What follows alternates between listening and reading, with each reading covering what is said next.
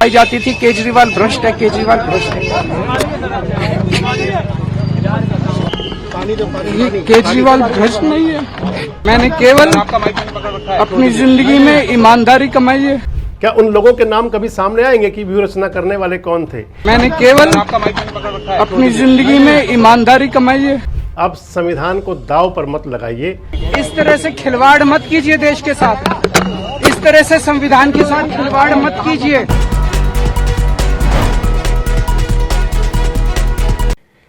दोस्तों नमस्कार, मैं संजय मग्गू और मौजूद हैं देश रोजाना के डिजिटल मीडिया मंच पर।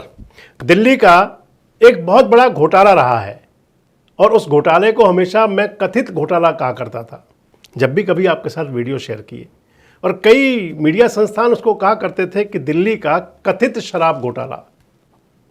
आज राउज एवेन्यू कोर्ट ने उस शराब घोटाले के अंदर सीबीआई की चार्जशीट को नकार दिया और मोहर लगा दी उन बातों पर जो कहा करते थे कि ये कथित यानी कि मैनिपुलेटेड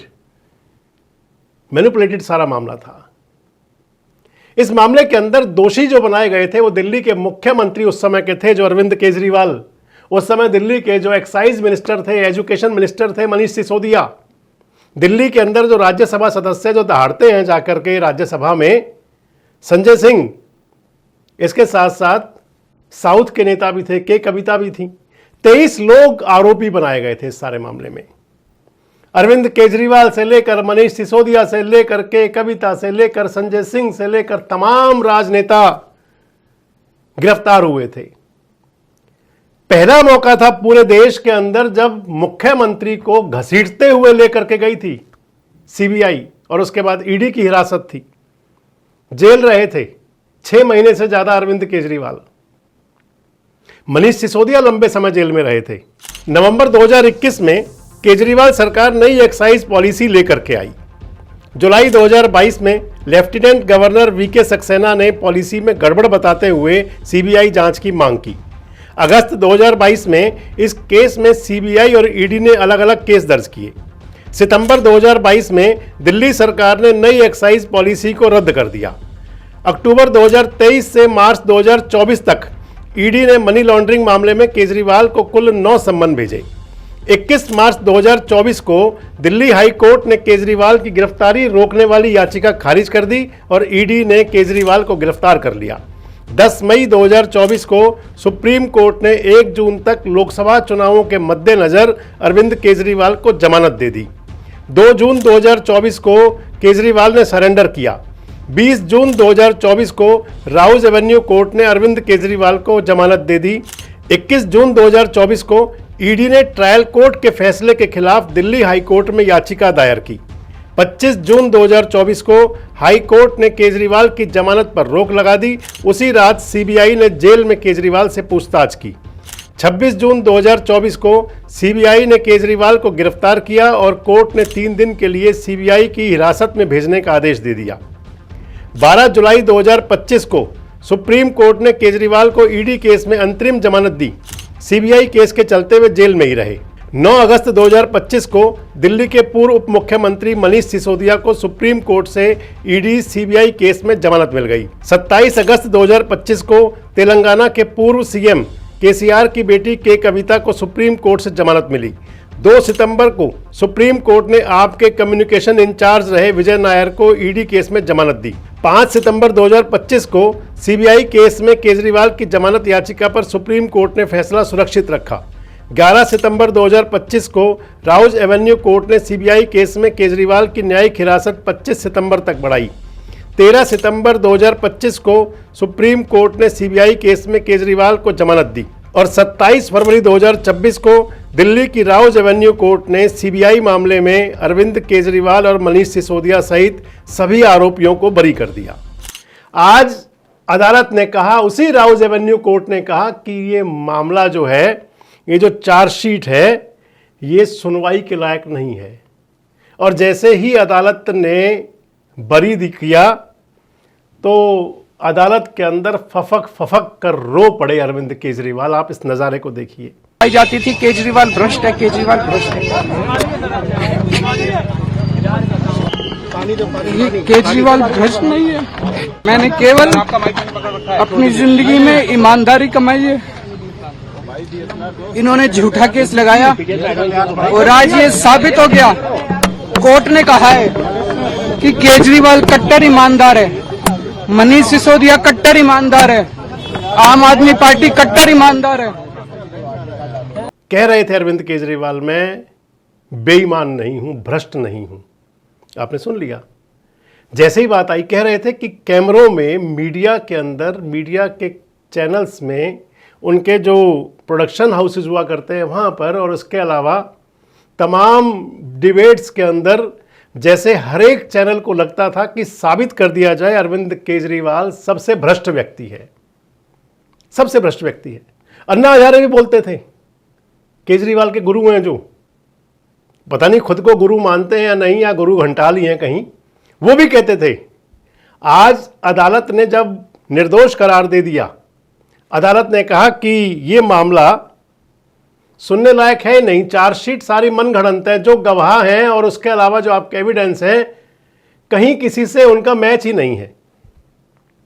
एक वो अंदाज था जिसके अंदर बाद में अरविंद केजरीवाल ने कहा आज ही कि सत्ता के लिए, सियासत के अंदर सत्ता हो सबसे बड़ी होती है, सत्ता के लिए आप संविधान को दांव पर मत लगाइए। अगर आपको सियासत करनी है, सत्ता चाहिए, तो फिर सत्ता के लिए पॉजिटिव रास्ता अपनाइए बजाय इस रास्ते के। ये वाला अंदाज भी सुनिए इनका। मैं प्रधानमंत्री जी से कहना चाहता हूं, सत्ता के लिए इस तरह से खिलवाड़ मत कीजिए, देश के साथ इस तरह से संविधान के साथ खिलवाड़ मत कीजिए। दरअसल दिल्ली के अंदर जो आम आदमी पार्टी की सत्ता थी, लगातार 3 बार दिल्ली में आम आदमी पार्टी की सरकार बनी। पहली बार 28 विधायक मिले थे और बाहर से समर्थन लिया था कांग्रेस पार्टी का, और 48 दिन तक सरकार चली थी वो। उसके बाद में दूसरी बार अरविंद केजरीवाल जब मुख्यमंत्री बने दिल्ली के, आम आदमी पार्टी ने एक इतिहास रच दिया। 70 में से 67 एमएलए आए। उसके बाद दूसरी बार जब इलेक्शन हुआ तो 70 में से 63 एमएलए आए, 63। और दूसरी टर्म की सरकार के अंदर तमाम बातें चली थी, शराब घोटाला, ये घोटाला, वो घोटाला। और इस शराब घोटाले ने, मैं कहूँ अगर, कि दिल्ली की जनता के दिलो दिमाग में एक बात बिठा दी कि शायद अरविंद केजरीवाल भ्रष्ट है। हम कहीं किसी को सर्टिफिकेट नहीं दे रहे कि कौन भ्रष्ट है या कौन ईमानदार है, लेकिन अदालत ने आज सर्टिफिकेट दे दिया एक प्रकार से कि अरविंद केजरीवाल इसके अंदर निर्दोष हैं। सीबीआई की जो चार्जशीट है वो मनगढ़ंत है एक प्रकार से। सारा मामला इसके अंदर 23 सभी लोग निर्दोष कर दिए गए, सभी 23 लोगों को बरी कर दिया।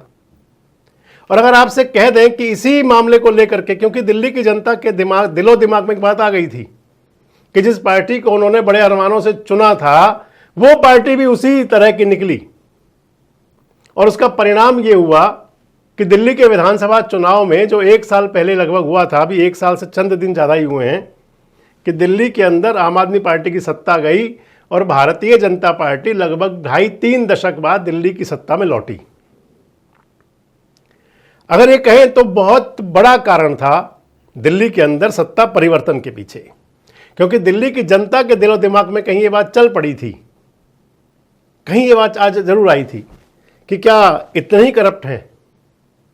और सबसे जो बड़ा हुआ था इस सारे केस के अंदर, अरविंद केजरीवाल जब जेल गए थे, जब जेल में रहे अरविंद केजरीवाल, वो आप समझें तो 6-7 महीने का दौर आप छोड़ दीजिए राजनीति को। अरविंद केजरीवाल की जो प्रतिष्ठा थी, जो उनका छवि थी, उसके लिए पूरी तरह से क्वेश्चन मार्क लगा दिया गया। उनके परिवार पर एक तरह से क्वेश्चन मार्क लग गया, और तमाम प्रकार के मीम्स, तमाम प्रकार की बातें, जिसके अंदर ये तय कर दिया गया कि जैसे अरविंद केजरीवाल इस दुनिया का सबसे भ्रष्ट व्यक्ति है। और सोने पे सुहागा आप किसे कहें, और या फिर इसे कोई भी नाम दें, कि जब अन्ना हजारे ने भी कह दिया अरविंद केजरीवाल के लिए, लोगों को लगा कि वाकई है। दूसरा जो असर था वो मनीष सिसोदिया पर। मनीष सिसोदिया की पत्नी गंभीर बीमारियों का शिकार हो गई उस जेल में रहते हुए। मनीष सिसोदिया जेल में थे और मनीष सिसोदिया के करैक्टर पर भी वो दाग लग गया कि ये भी बहुत भ्रष्ट हैं। संजय सिंह की बात करें तो संजय सिंह पर तो जाने क्या क्या आरोप लग गए। इसके अलावा तमाम सियासतदान जितने भी थे, और ये पार्टी एक प्रकार से कहें तो ऐसा लगा कि जैसे टूट जाएगी। और अरविंद केजरीवाल कह रहे थे आज कि ये सब कुछ इसलिए था कि आम आदमी पार्टी टूट जाएगी तो फिर आराम से सब कुछ हो जाएगा। अगर आज देखें तो अब चुनाव मुहाने पर है फिर से पंजाब का। पंजाब में आम आदमी पार्टी की सत्ता है, और उससे पहले यानी कि 1 साल देर है वैसे, अभी तो 2027 में चुनाव होना है, और उससे पहले एक प्रकार से आम आदमी पार्टी को ये ऑक्सीजन मिल गई अदालत की तरफ से, न्यायपालिका की तरफ से। अब सीबीआई इस मामले में हो सकता है कि हाई कोर्ट का रुख अख्तियार करे, उच्च कोर्ट में जाए। अभी तो राउज एवेन्यू कोर्ट ने कहा है कि ये निर्दोष है, हो सकता है उच्च कोर्ट में भी जाए, बड़ी न्यायालय में भी जाए। इधर ये मामला अभी ईडी के पास भी था, तो ईडी वाली सुनवाई चलती रहेगी वैसे। लेकिन इतना जरूर है कि आज का जो फैसला है राउज एवेन्यू कोर्ट का, इस फैसले ने कम से कम एक बात जरूर कर दी। सबसे बड़ी बात तो ये कि जो चाहे वो अरविंद केजरीवाल हों, चाहे वो मनीष सिसोदिया हों, चाहे वो के कविता हों, चाहे वो संजय सिंह हों, चाहे बाकी जो लोग हैं जो इस घोटाले के अंदर, इस कथित घोटाले के अंदर, जो मैनिपुलेटेड घोटाला अब कहा जा सकता है, इस घोटाले के अंदर जो जेल में रहे, और उनके जेल के रहने के जो समय था, जो उनका स्वर्णिम पल था, आखिर उसको कैसे वापस लौटाया जाएगा? क्या जिन लोगों ने वो सारी व्यूह रचना की थी, क्या उन लोगों के नाम कभी सामने आएंगे कि व्यूह रचना करने वाले कौन थे? क्या वो अधिकारी जिन लोगों ने एफआईआर दर्ज की, जिन लोगों ने गिरफ्तारी की, जिन लोगों ने एविडेंस पेश किए, जिन लोगों ने विरोध किया, जिन लोगों ने ऐसी प्लानिंग की कि जेल में रखा जाए, उनके लिए क्या होगा? क्योंकि किसी भी व्यक्ति के जीवन का एक एक दिन बड़ा कीमती होता है, और अगर एक दिन की आपकी आज़ादी छिन जाती है और उस लिए जो आपने ना किया हो, तो फिर वो बहुत बड़ा पीड़ादायक होता है।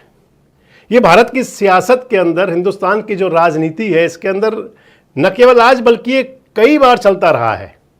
राजनीति के अंदर अपने विरोधियों को किसी भी प्रकार से येन केन प्रकरण, उनको दबाने का, उनकी छवि खराब करने का, उनकी छवि धूमिल करने का, ये तमाम सब कुछ हुआ करता है। आपको क्या लगता है कि क्या आम आदमी पार्टी और अरविंद केजरीवाल के लिए भी ये सब कुछ वही था कि किस प्रकार से छवि धूमिल की जाए? क्या अदालत से निर्दोष होने के बाद अब ये तय हो गया कि अरविंद केजरीवाल और उनकी आम आदमी पार्टी और उनकी पार्टी के नेता इस शराब घोटाले के अंदर दोषी नहीं थे? और क्या वाकई ये शराब घोटाला था भी सही, या फिर कोई मैनिपुलेटेड घटनाक्रम जो मैंने आपको बताया? आपको क्या लगता है भारत की राजनीति पर इस फैसले का क्या असर होगा? कमेंट बॉक्स में जरूर बताएं। जुड़े रहे हमारे साथ, देखते रहें देश रोजाना। हमारे साथ जुड़े रहने के लिए सब्सक्राइब करें देश रोजाना के YouTube चैनल को, और नई वीडियो की नोटिफिकेशन पाने के लिए बेल आइकन जरूर दबाएं। अगर आप ये वीडियो Facebook या Instagram पर देख रहे हैं तो पेज को लाइक और फॉलो जरूर करें, और ज्यादा से ज्यादा शेयर करें।